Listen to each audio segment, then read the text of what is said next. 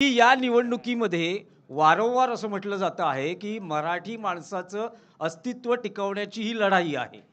जर इतक्या वर्षानंतर मराठी माणसाचं अस्तित्व हा जर मुद्दा असेल, तर मग महाराष्ट्रात मराठी माणसाला अस्तित्व टिकवावं लागतंय.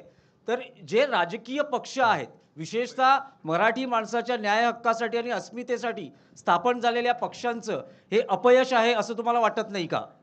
हा प्रश्न जर का आता 10 वर्ष होऊन मोदींना हिंदू खतरे में है ही आवई देणाऱ्यांना विचारलं तर तुम्हाला त्याचं उत्तर मिळेल.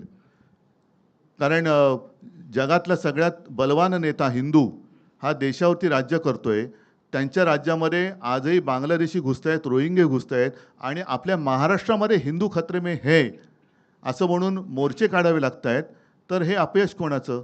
आणि मराठी माणसाबद्दल म्हणाल तर माझं सरकार पाडल्यानंतर ही जी परिस्थिती उभी राहिलेली आहे, मराठी माणसाचा परोपरी अपमान होतोय, त्याला घर नाकारलं जातंय, त्याच्या आहारावरनं त्याला सुनावलं जातंय.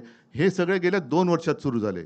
मी मुख्यमंत्री असताना मराठी सक्तीची केली होती, तो सुद्धा यांनी आदेश मला वाटतं रद्द केलेला आहे. मराठी भाषा भवनाचं काम हे पाडून ठेवलेलं आहे. ह्या अनेक गोष्टी तुम्हाला सांगता येतील आणि हा सगळा काळ हा आत्ता गेल्या 2 ते 3 वर्षातला आहे.